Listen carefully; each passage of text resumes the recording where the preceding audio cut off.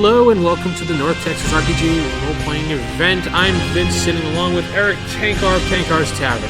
Hey folks, how you doing? And we're here for a live show, coming live from the convention, as we said. And we have a few guests coming up this weekend, but today we're just going to talk a little bit about the convention, the first day. Eric, you came in on Thursday? I came in actually Wednesday. Wednesday? You were an early arriver, I see. Early arrival, there were games going on, mostly pickup games on Wednesday night. But I just used that time to settle in with my fine wife.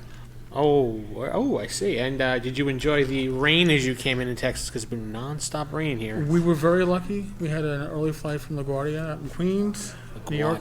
LaGuardia.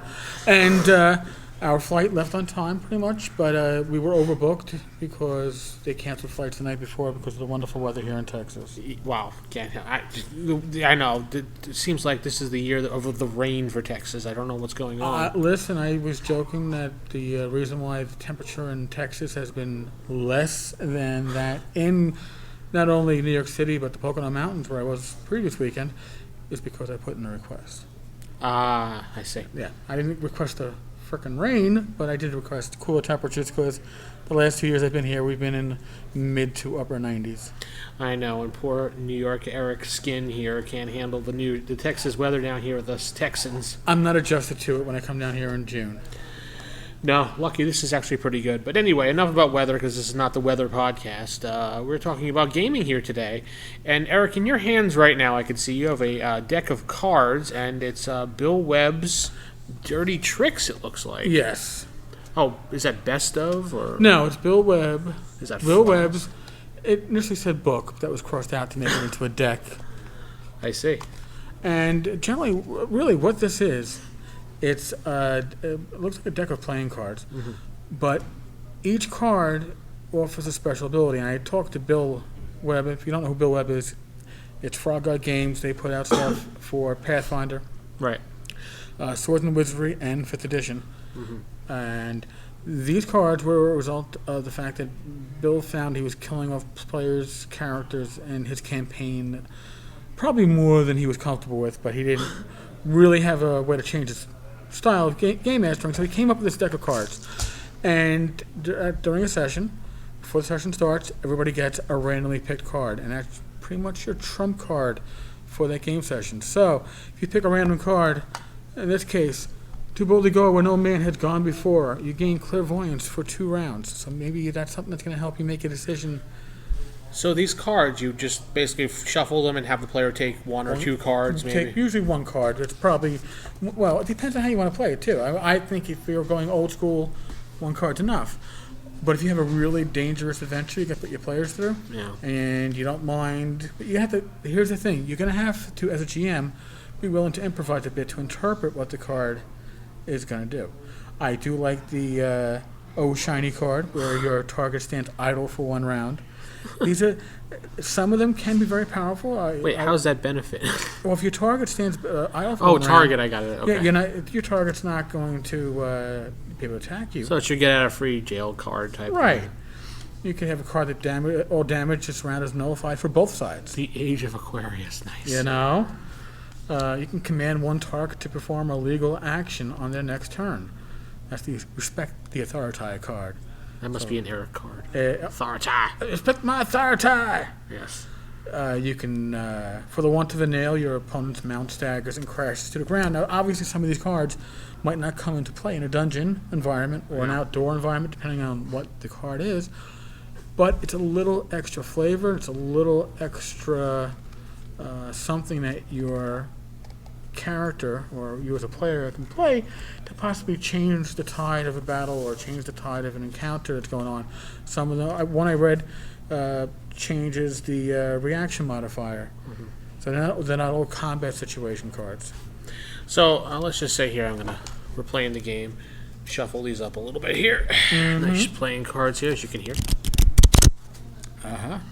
And then Eric's like, pick a card. Okay, pick a card. I feel like I'm like, pick a card. Pick a card. Any card. I'm down at Coney Island. All right, so I pick my card. Am I allowed to look at it now? Yeah, no, you know what card you have for the game. That's your trump card. I was sneaky. Automatic surprise for your character only. Okay, cool. So at any time in the game, I could just go bam. Right, and once you've played it, that's done for the session. Yeah. But if you end the session with it, you don't get to keep it to the next session. It goes back in the pot. So you can't accumulate these cards. No. Right. So if you don't use it, you lose it. So you better use it. Right. So it's probably for Sword and Wizardry, as it says on the box, but it could be used for any game. Really, listen, this would fit in 5e very well. There's no reason why this wouldn't fit in a 5th edition game. Yeah, it fit in any edition. Did they have a price for these so people can buy them? Or? Bill was nice enough to give me the last deck they had for sale at North Texas, so I don't know what the price is. But we'll have to ask him. We'll have to ask, or you can go to the Frog Eye Games website. And you could check it out there. And if you're listening to this podcast, there's also a benefit adventure that the Frog Eye Games has put out for Chuck Wright, their art director. It is available in PDF, print, and a signed print copy, and in all 3 Frog Eye flavors of Swords and Wizardry, Pathfinder, and 5th edition. All profits go to Chuck Wright's medical and physical therapy expenses. Excellent cause. You'll definitely head over to the website and pick up anything and everything to help donate to the cause. I didn't know we had a podcast. Oh, did I say podcast? You did say podcast. Oh, okay. I'm losing my mind. Okay, Eric Shankar is 75 today, and I'm kidding, Eric. I'm kidding. You are retired, though, so you are old. So. I am retired. I am old, and it's a con, so I can't say I haven't been taking advantage of adult beverages on occasion. No, we won't talk about that. No.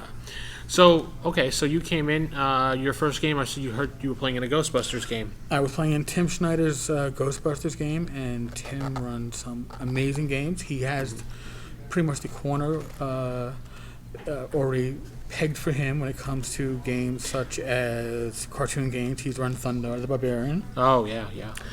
He's doing the Ghostbusters yesterday, which was amazing. We were basically dealing with a Norse god that was an infant. Really, really well done. And then now this is the original one, not GBI, right? No, this is the original box set. Mm-hmm. The box set that I can no longer find, which means at some point I must have gotten rid of it because I thought it was too childish.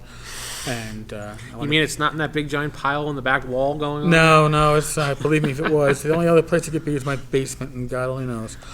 But like we used to torture you, Eric's doing his podcast live from his laundry room / gaming room. It is what it is. That's part of the responsibilities now that I'm retired is to do the laundry. No, to get my piles of crap downsized. Oh yeah.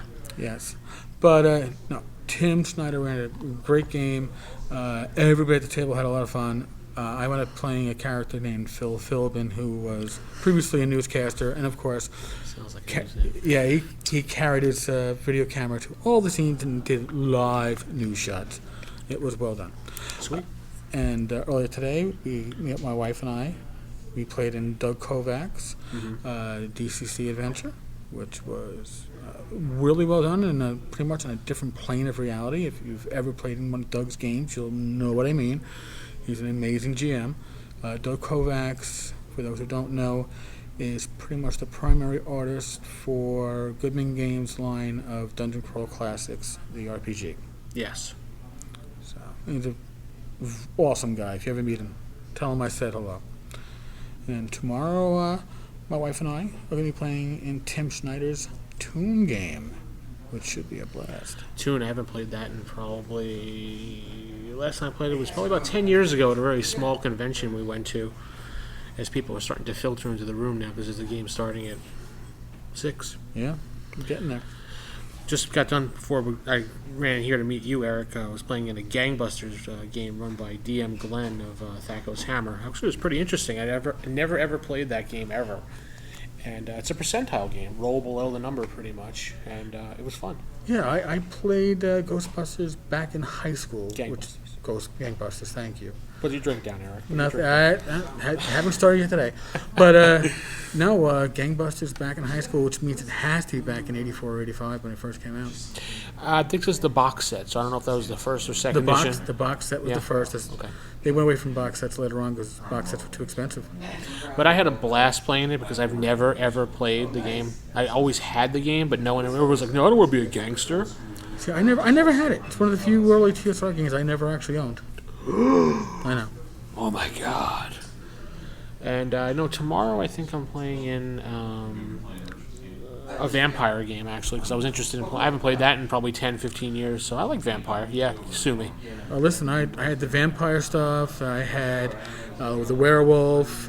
I enjoyed all the books. Never ever played it. No? Really? Never played it. Yeah. There's people here in the background chatting with the frugal GM, Chris over here. He's at his little table set up next to yours. He's got his products on the table here. Whose table is this one? This is Joe Wetzel's table. Joe Wetzel's table? Oh, yeah. Inkwell Ideas. Inkwell Ideas.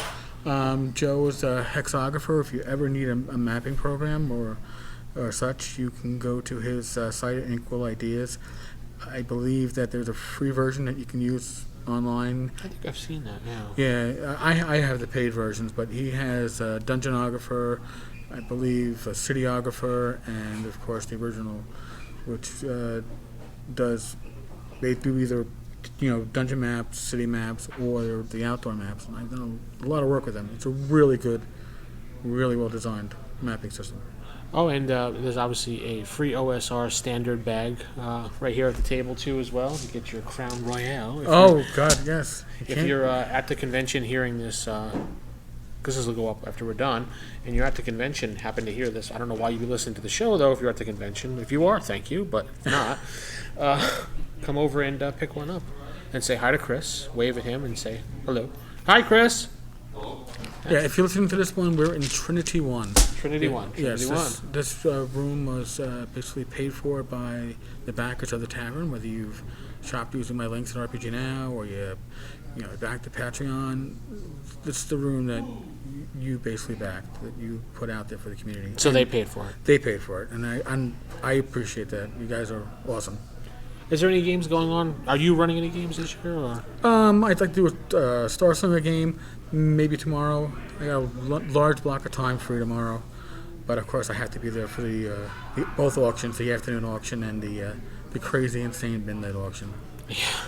Oh yeah, and Mike will be dressing up. Bad Mike will be dressing up like the devil as ever. Yes, he does it so well. He doesn't have the girls this year. I noticed.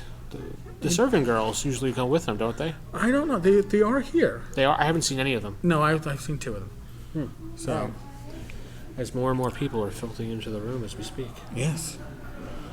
It's actually a game con. Wait, this is a convention we're at? Holy crap! Yes.